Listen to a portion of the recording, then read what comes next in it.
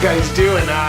We've got some great stuff coming up for the month of October here. We are going to have a number of artists on. We have an author on. And we're going to have someone who just shows you how you can ship all that stuff around the country. So I thought that the bonus episodes we had this month would be more about... not my career, because I don't want to talk about my career necessarily, but about some of the things that inspired me to get started. So, for instance, we have an artist coming up on one of our first episodes here, Chris Boucher, who is actually a fitness trainer here in the Burlington area. But what Chris does, he also is an artist and writes children's books. And he started a children's book series, which we're going to talk to him about on the episode. But I thought it's funny because he didn't know what to do with this. And a lot of people tell you, well, you know, if it's not your main thing, then you really shouldn't pursue it. And one of the things I want to tell you is to listen to your heart. Listen to what you feel you want to do inside. So I had my Pride Junkie series out. You guys may wonder how I became a comic book artist. Back in 2008, I started a comic book series called The Pride Junkie. And the Pride is actually an acronym. It stands for Passion, Respect, Integrity, Dignity, and Excellence. And I put one of those values in each story of the comic book.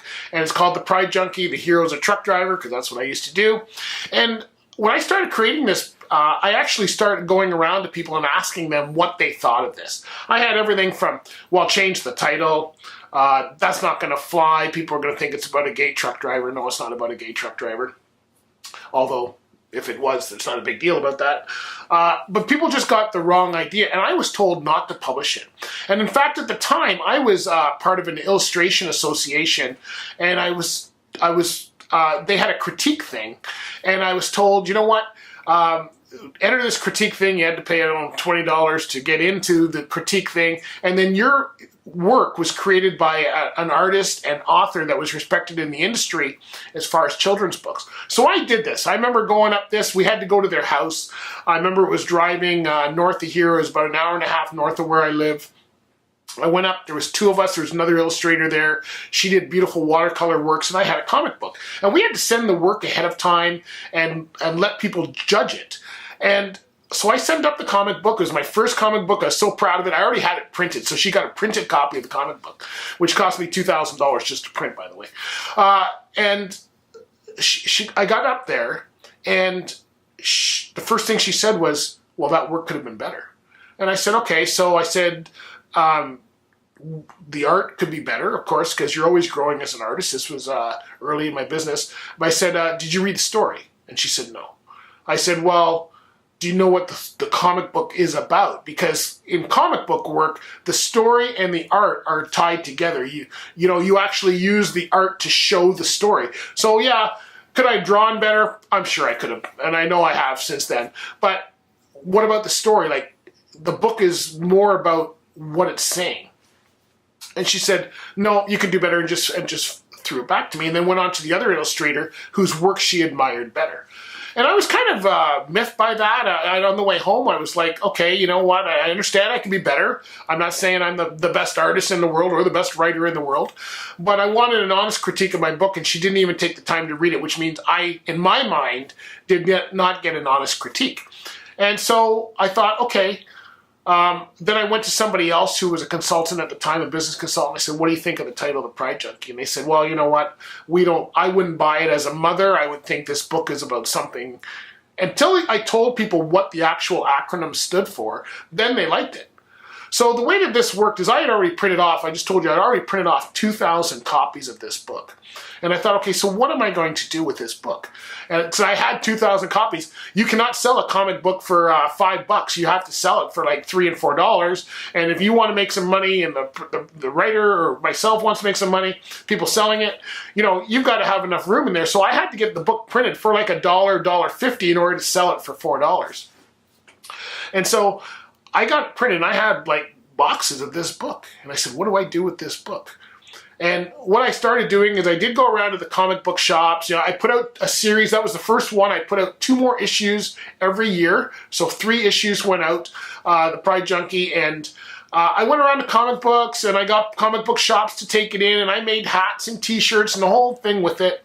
And had it selling in comic books. But what I found is unless you're selling hundreds of comic books through a comic book shop, you're not going to make any money. And I actually didn't even go around.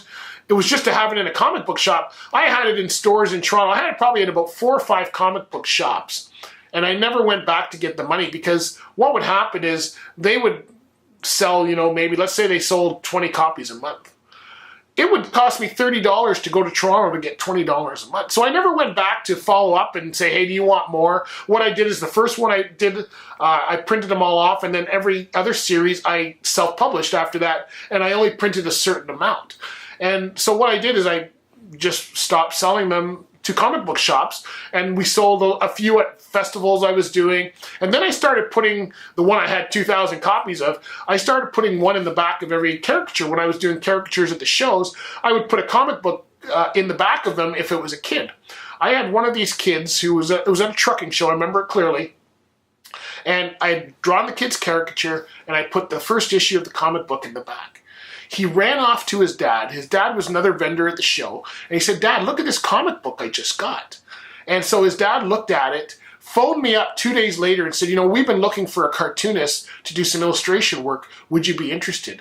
I worked with that company for the next 5 years. All right, I did over $8,000 worth of work with that one company because of that one comic book.